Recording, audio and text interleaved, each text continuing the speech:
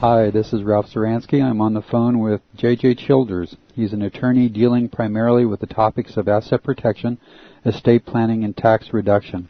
He travels the country, extensively working with individuals and companies to help them in small business wealth accumulation, and also how to structure their businesses so that they can get optimal tax advantages and asset protection from people that are always looking for someone to sue. He is actively involved in real estate and is the owner and operator of a number of businesses. Through the dynamic courses that he teaches, anyone can learn the strategies for creating, accumulating, and preserving vast amounts of wealth. And I appreciate you allowing me to interview you, JJ. The information that you've provided at the seminars that I've been is just astounding. If people just knew, especially young people, knew at an early age how to make money for one, two, how to save that money, and three, how to pay the least amount of taxes, they could all retire by the time they were 21 or 22. How are you doing today? Doing very well. It's a privilege to be here with you today, Ralph. I'm glad to be here and glad to be able to share some of this great information with the folks visiting your website. Yeah, perhaps you could start off and just give us a little bit of information about the idea of asset protection. Well, really, when we're talking about asset protection, it's basically protecting your assets from anything seeking to destroy what you've worked so hard to accumulate. That could come from lawsuits, could come from income taxes, could come from death taxes.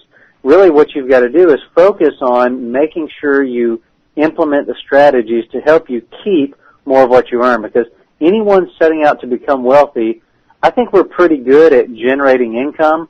We're just not necessarily that good at keeping that income.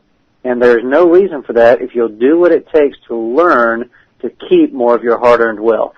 And do you think that it's wise for young people at an early age to learn the secrets of asset protection? I think it's absolutely essential. You know, I was reading a biography on John Rockefeller, you know, one of the first billionaires.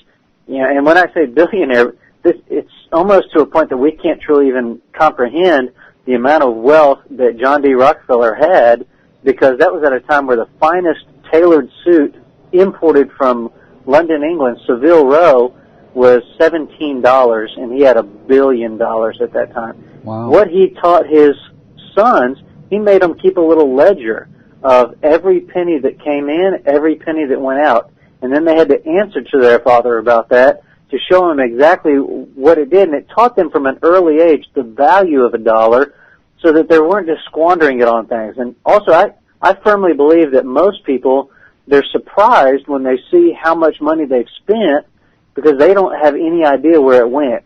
And if you can learn that from an early age to see where it is you're spending your money, where it is that it goes, you'll be that much more ahead of the game when it comes to really becoming wealthy. If you can learn those principles at an early age, I think it's essential to becoming wealthy later on in life. You know, I bet that a lot of people consider you a hero just in helping them save the money that they've earned over their lifetime and just understanding how to use that money to be financially independent. I know you work with a lot of the top internet marketers and a lot of other important people. Is there a piece of advice that you could give young people that would set them on the right pathway? One thing that I would definitely tell people is, first of all, believe in yourself. You know, I was listening to Earl Nightingale, which, number one, that's one thing that people need to do from an early age is listen to motivational material. There's so much negativity out there that you need to surround yourself with positive thoughts. I was listening to Earl Nightingale, and he was saying that one of the core principles is whatever the mind of man can conceive and believe, it can achieve. And I believe that that's not taught as much as it should be in our schools.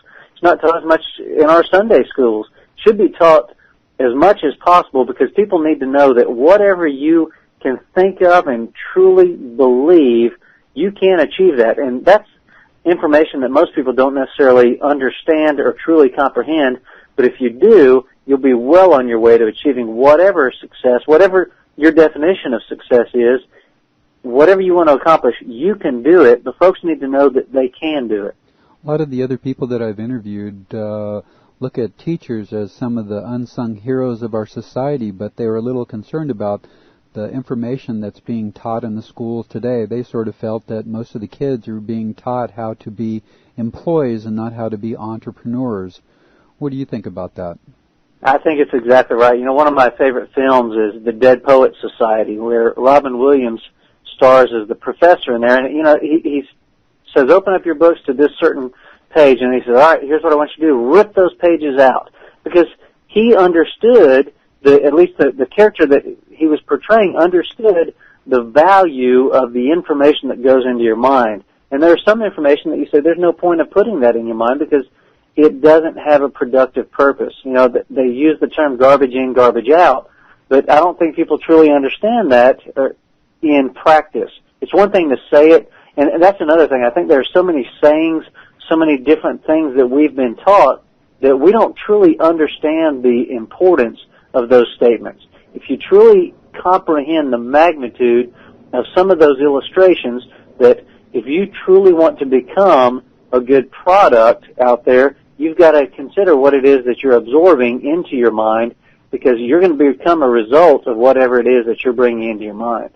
I know that you're extremely successful in the field that you've chosen, and your dad is very successful, John Childers, in the area of training speakers how to be successful. Was it important, the information that your dad shared with you while you were growing up?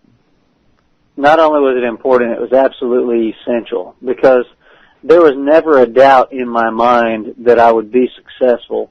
It was just a matter of how successful would I be. And, you know, not to toot my own horn too much, but it's one of those things that I look at it more of, I set goals for myself and then I achieve those goals. And quite honestly, I was surprised at how quickly I was able to achieve those goals. Because I think that I had a good core belief system that was instilled into me by my parents, that they said, listen, we live in the greatest country in the history of civilization where anyone can be whatever it is that they set their mind to. And I believed it. You know, a lot of times people don't believe what it is that they hear. They think, yeah, that's just a pipe dream, that's pie in the sky. But what we need to truly understand is that those are truthful words. That is exactly the type of situation we find ourselves in for those people who are able to believe in their dream and go out there and seize the day and make things happen. Everybody has setbacks, misfortunes, and mistakes in their lives, and I'm sure that you've had some of your own. Is it important to take a positive view of those? Absolutely. You know, it's kind of funny that you mentioned that question, because last night I went to see a movie. I went to see Batman Begins, and there was a couple different points in that movie where they said, you know, why do we fall? So that we can learn to pick ourselves back up again. And I think it's crucial. If you haven't had any setbacks or pitfalls, you haven't been out there doing anything, because we're all going to be faced with those obstacles, those things that come into our way, and it's our ability to face those obstacles head on, not try to avoid them, but go right at them and learn how to overcome any obstacles that are placed in front of us, whether those obstacles are placed by other people, by other organizations, and oftentimes those that may be placed in front of us by ourselves. And we need to learn to overcome those obstacles, overcome our fears, and go out there and do what it takes to make ourselves accomplish the goals that we set for ourselves. How important is it to be optimistic? I think it's extremely important to be optimistic. You know, sometimes I don't like to think that I just go about things with blinders on. Sometimes I consider myself maybe more of a realist than an optimist, but an optimistic realist, if there is such a thing. I like to look at it and say, okay, when I encounter difficulties, what lesson is there to be found in this particular situation? Because one of the things that I learned early on is that we should be thankful of the problems that we're faced with. And that, it's strange to say that, but we should be thankful because it's our ability to deal with and overcome those problems that enables us to get the rewards in life, because the rewards in life go to those people who are willing to do what other people are not willing to do. You know, that's really true. And do you think that it takes a lot of courage to pursue new ideas and do those things that nobody else is doing? At first, it takes a lot of courage, and that's the thing that, you know, there's an ancient proverb that says the journey of 1,000 miles begins with a single step. And if you have the courage to take that first step, every step thereafter becomes so much easier, because it becomes, this is who you are. This becomes a way of life for you, so that all of a sudden it doesn't seem like you're doing something as courageous. But that first step, it takes a lot of courage, but then pretty soon you just become a courageous person by nature. So it's one of those things that you've got to take that first step so that you can become accustomed to continually taking those steps. Everybody hates to change. They're sort of locked into their reality, and the people around them sort of support a certain reality. And when anybody wants to change, it can be very discomforting. And do you think that people should be willing to experience discomfort in the pursuit of their dreams? I think you have to be willing to experience the discomfort. Because, one thing in becoming an attorney, I guess I always, at least to some extent, wanted to become an attorney. Well, it was very difficult right out of school, out of college. I had a lot of my friends that were making good money, money that none of us had ever been able to make before. And it was difficult having to work jobs just to help pay my way through school and not being able to go out there and make money with a full-time sales position or any other type of endeavor because I had to focus on my studies. And that was 3 years of my life that in retrospect you think, hey, 3 years is not that big a deal. But at the time, that was a pretty substantial amount of my overall life experience. When you think about it, I spent, at that time, I spent 10% of my life in law school. So that was really a discomforting situation, but one that was essential because if you want to accomplish certain things, I look at doctors in many instances, and people say, well, doctors make a lot of money. Well, it's because they put forth a lot of time, a lot of effort, a lot of energy to studying to get the type of grades to go to law school, to go to medical school, to go wherever it is that you're trying to go to accomplish your objectives. There's going to be some discomfort. There are going to be times where you're questioning yourself of, what have I got myself into? But you've got to be willing to overcome that because, once again, the rewards in life go to those who are willing to do what other people are not willing to do. A lot of the other heroes I've interviewed have said that one of the most important things is perseverance, to never give up, that too many people stop one day short of attaining their dreams. What do you think about that? I believe that is a very truthful statement because, I kind of compare it to, I do different types of things in kind of my spare time, I guess you'd say. And one thing I recently did was I climbed Mount Rainier out in Washington. It's the largest volcano in the continental U.S. It's 14,410 feet tall. Wow. And it was something, you look at, it's a goal that I set for myself, and the way that you climb that mountain is one step at a time. And there were several times where I just said, wow, this is very difficult. I've got to just take that next step, and that's what's going to make it happen for me. And by continuing to take those steps, I was able to accomplish my goal that I had set for myself.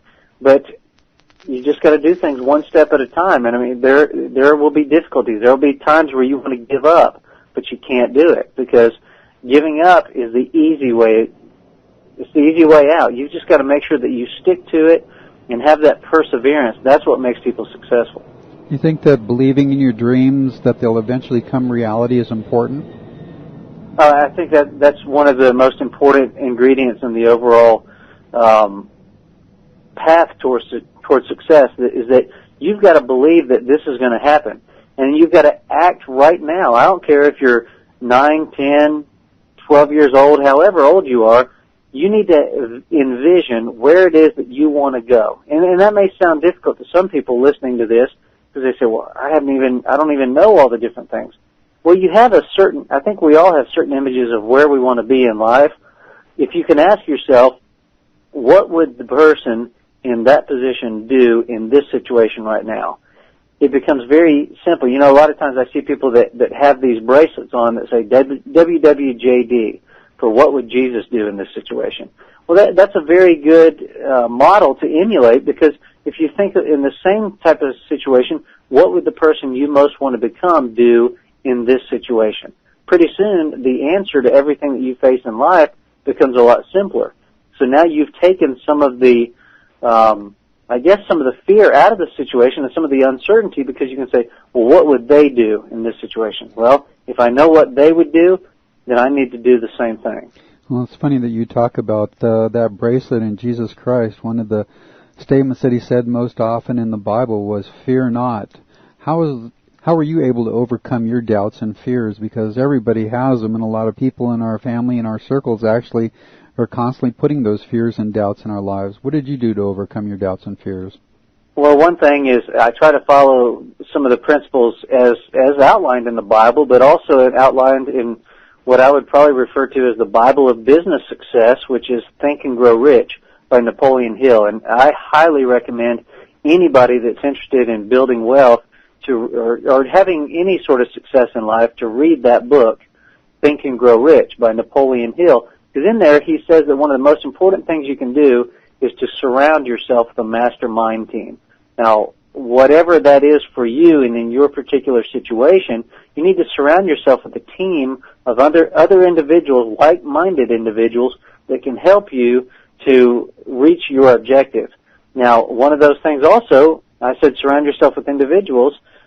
You know, one of the questions that we've talked about is the power of prayer in your life. I think that the power of prayer is something that I definitely take advantage of, because if you're trying to do everything on your own, you're setting yourself up for failure. You've got to seek assistance from other individuals that can help you, that are part of your team, because if you look at the definition of a team, it's really a group of individuals working towards a common objective. Well, somebody that's out for themselves is not a part of a team. You've got to surround yourself with those people that can help you accomplish the goals that you set for yourself, and it makes it that much more easy. Not only for you to accomplish your objectives, but if you're helping enough people, as Zig Ziglar said, you can get anything that you want in life if you help enough people accomplish the objectives that they have for themselves. In the process of life and business, there's a tremendous opportunity for other people to upset, offend, and oppose you. How important is forgiveness? I think it's crucial. You know, one of the things that I try to forgive people. Sometimes I like to think that those people didn't mean anything by what they said or by what they did. You know, and a lot of times I think some of the offenses that we take are self-imposed, because I kid sometimes. I say I've gone through a process in my life where I used to be very concerned about what people thought about me. And then I said, you know, I made a major strides to say I'm not going to be overly concerned about what people think about me. And then I made another major stride to get to the point where I said, you know what? People aren't really thinking about me. You know, the fact is they're thinking about themselves. And that was a major realization to me, because, I mean, to me, it was almost like I was looking for what negative people may be looking down on me or doing different things. And it can consume you if you're constantly focused on it. You need to not worry about that. But it can also be a very motivating factor, because I don't care who you are, where you're from, who you surround yourself with, you will always encounter people that will tell you what you can't do. And if you use that as a motivational tool to say, okay, this is what's going to drive me. What's going to drive me is proving those naysayers wrong. That can be a great force for you to make sure that you can accomplish any objective you set for yourself. Why are heroes so important in the lives of young people? Because I think you've got to, in order to truly believe that you can accomplish certain things, you've got to see that there are people out there who faced obstacles in their lives and they were able to overcome those obstacles. That's what heroes are. People who encounter difficult situations, yet see those obstacles, see those pitfalls, see those challenges, and they embrace those challenges and face them head on, and they say, you know what, I'm not going to let that stop me. Too many people focus on all the different things in front of them and say, well, this is too daunting of a task. Just like I was talking about with Mount Rainier. If you just stood at the base and look up at how high it is that you've got to climb, you'd say, I can't ever do that. But if you ask yourself, can I take this first step? Well, you bet I can do that. Okay, well, now that I'm here, can I take this next first step? Sure I can. You keep taking that next step. That's what heroes have been able to do. Those trailblazers that have been out there that have shown us the way, now we can follow in their footsteps and we can accomplish whatever it is that we want to accomplish. Who do you think are the heroes today that aren't getting the recognition that they deserve? Well, I think some of the heroes that aren't getting recognition that they deserve, you mentioned teachers. I think teachers can be heroes. That's not to say that just because you're a teacher, you're automatically a hero, but I think that they're, in any profession, those people who are willing to put others before themselves. And I don't mean putting others in front of yourself to where you're always sacrificing and saying, well, I hate to do anything for myself.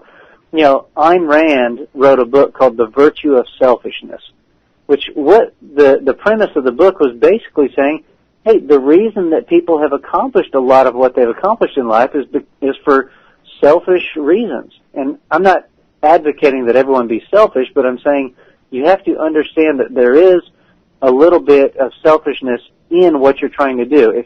If you say, I want to help people, then, okay, I'm going to get a good feeling from helping people. Well, that's not truly being selfish, but I'm also saying I want to help other people. And the more successful I am, the more I'm going to continually do that. I think some of the, I mentioned teachers. We've got firefighters who do amazing things each and every day. One of my best friends is a volunteer firefighter. In addition to being a money manager, he takes some of his spare time and he helps fight fires out in the rural county where he lives.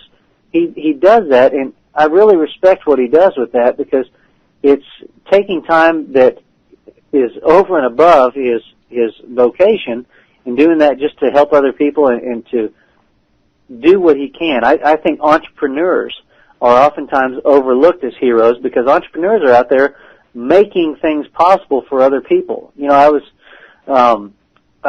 listening to something the other day, as I continue to do, is continue to build upon my knowledge base. I was listening, it said, each one of us in today's society lives with the equivalent of over 200 servants. If you compared it to ancient times, the fact that we have running water, they didn't have running water back there. The fact that we have electricity, we've got air conditioning, we've got water that can be either hot or cold.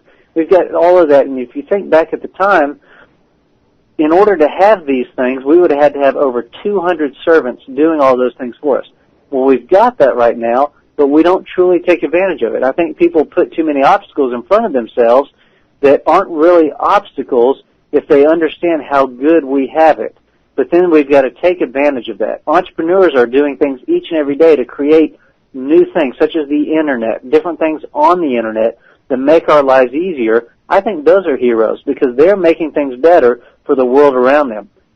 Those are some of my top heroes, are those entrepreneurs that are doing things to make life easier and better for society as a whole, and I think that they should be rewarded for that. I do too. And what do you think about the In Search of Heroes program and its impact on youth, parents, and business people?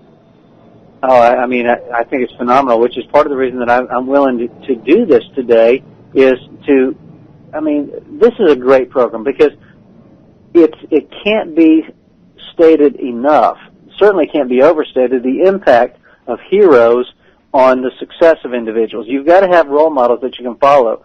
You've got to have heroes that you can say, you know what, that is a goal. That person followed that goal. If they can do it, I can do it. And the fact that you're getting this information out to people and helping them to overcome a lot of the negative information and downright misinformation that they're getting from other sources, from the television, from their friends. Kids can be cruel. Kids can be very cruel. And the biggest obstacle that we've got is having kids believe what other kids tell them. They need to have heroes that they can say, you know what, I'm not worried about what these people may have said. I'm going to focus on setting goals for myself, working hard, persevering, and making sure that I accomplish those goals. And that's what this program does. That's why I think it's so valuable and so beneficial. What are the things that parents can do that will help their children realize that they too can be heroes and make a positive impact on the lives of others? Well, really, I think that they can continually tell their kids that their kids have value. As a parent myself, I know kids can make your life a little more difficult, but you know what? There is nothing as rewarding as seeing your kids succeed, seeing your kids with positive attitudes. And that's something that doesn't just happen. If you continually tell your kids that they're a pain, or you continually get on to your kids for everything that they do wrong, pretty soon they're going to think that everything that they do is wrong. If you can tell them, point out their little successes. I mean, because you've never seen anything as gorgeous as a child who has just a beaming smile, a sense of accomplishment, just a sense of recognition from a parent. Because whether we like it or not, we can be heroes in our children's eyes. We are right now all heroes in our children's eyes. Now, you can either build upon that or you can destroy your image as a hero, because if you continually tell your kids how valuable they are and what a wonderful person they are, they'll become what you tell them about, because as it says in the Bible, as it says in literature over the ages, one essential truth holds true, and it's this: you become what you think about. And if you continually fill your kids' heads with positive thoughts and the idea that they can be anything that they want to be, they will follow those principles and they will become anything they want to be. And whether it's becoming something bad or whether it's becoming something good, you will become what you think about. A lot of the heroes that I've interviewed so far think that the media, the movies, television, newspapers, they're promoting fear and bad news as a way of controlling other people and getting them addicted to negative thoughts. So what do you think about that? Well, I think it's all in how you approach it. I mean, there are negative things out there, certainly, but if you look at negative things as opportunities, I mentioned some of the heroes that I don't think get enough credit are entrepreneurs. One of the greatest ways of being a successful entrepreneur is find something that is a problem. Find something that's a challenge. Find something that's an obstacle, and then come up with a way to overcome that challenge, overcome that obstacle. And if you can do that and make that available for people, you will reap serious rewards.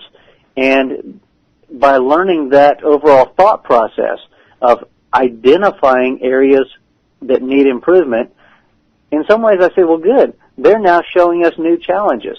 But the key is, if you don't understand that thought process, that mentality, having that millionaire mindset, it can be a devastating factor. It's all a matter of how you look at it. Life in general is how you look at it, and we've got to train our young people, because they are, we always say, it's kind of cliche at this point, but children are our future. They're the greatest things that we have, and we've got to make sure that we train them to look at situations and to analyze those situations and come up with a positive assessment of what needs to be done to make things better. You work with a lot of people that have a lot of money and help them keep that money. Fortunately, it seems that many people in our society look at people that have money as being great successes. What have you found in working with so many people that have a lot of money? What do you think their attitude is as far as not only just having material possessions, but actually making a positive difference in the world? I think part of the responsibility of having money is giving back to society. Now, I am in no way an advocate of forced reinvestments. I mean, I don't particularly care for taxes. You look at some of these things, I'm not in favor of a Robin Hood type of situation where we steal from the rich and give to the poor. I believe, if I keep making reference to different things that I've read, different things that I've heard, and that's a good lesson that I think people need to understand, is that you must continue to learn. That's one of the principles espoused in the book Think and Grow Rich. But if you read Free to Choose by Milton Friedman, one of the things that he says is that government doesn't need to take care of people, because people will take care of people. There will always be good individuals that want to give back, but we've got to take out some of the disincentives that we have from people, because if you look at it and you say, all right, well, now I'm giving back so that we can now feed people rather than teaching people how to fish. I'm all for giving to programs like this program that give to people, that equip them for life and equip them for making sure that they can accomplish their objectives. So you think it's important to teach people how to fish rather than give them a fish by force? I think it's crucial. I think that the more you just give people things, the more they take them for granted, the less they value them. In our society, it seems that a lot of people expect or feel that they deserve to be taken care of by society, and so constantly don't accept any personal responsibility. Do you think that that's an initial part of government control and socialism, sort of like communism, where people just feel that the government should take care of them no matter what their lifestyle is?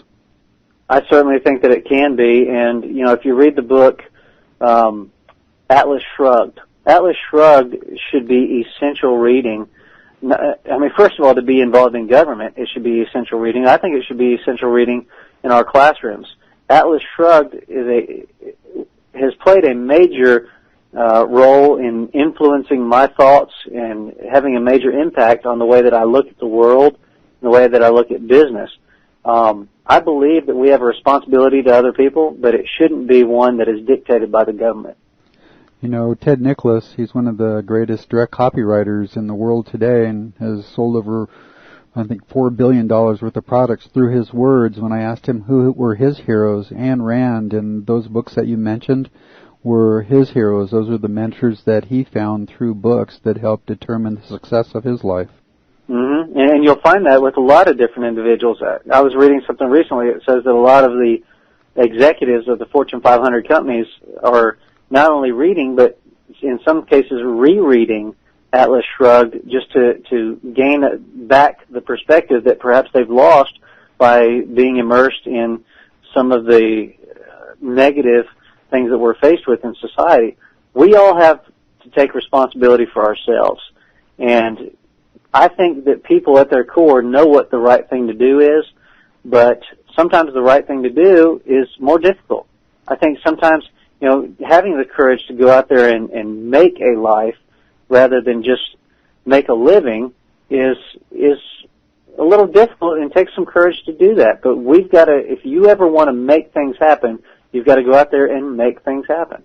So you feel it's important, if you don't have mentors in your life, just say you're in a disadvantaged community, that people can actually find mentors in the books that are available in their local library? The library system, which my understanding was that our modern-day library system was created by Benjamin Franklin. One thing that I would recommend to people is read the autobiography of Benjamin Franklin. It's a great book. I mean, sometimes it's mind-numbingly boring, but in other parts you can see what one of the greatest Americans that we've ever had gained some great insight, valuable insight. But Benjamin Franklin created our modern library system. The library system is absolutely amazing because you can go immerse yourselves in some of the greatest information available. I hear people say, well, I don't have the money to go to college. You can learn so much more just from the books. Find a book that just tells you, I've got a book called The 100 Most Influential Books of All Time. And that gives a list of 100 books that you need to be reading. That if you just followed that and then just checked out those books from your library, it wouldn't cost you a penny, but at the same time, you would have an invaluable education. So you feel that the resources are available to anybody, especially young people, if they just know where to look for them? If they know where to look for them, and then sometimes it takes discipline, it takes perseverance, because not only are you going to have to pass up some of the things that other people are doing, but you're going to have to focus, and you're going to have to stick to it. I mean, anybody can start. It's those people that finish that are the true heroes in life. Well, that's so true, and I think just because you're such a busy person that I should let you go. I think you've dispensed enough wisdom that will help anybody that desires to be successful in life and just achieve financial wealth. And so, JJ, I really appreciate your time in this interview that you did. Well, I appreciate the fact that you're making this program available, and anything I can ever do to help, I'm more than happy to do that, because it's information like this, making sure it gets into the hands of the people, that is so important. Well, hopefully down the line you'll have some articles that I can put in the In Search of Heroes blog that can help people understand some of the basics of what they need to know just to be able to protect the assets that they have gained and just pay the least amount of taxes that they're required to by law. Absolutely. So again, I just thank you very much. All right. Thanks, Ralph.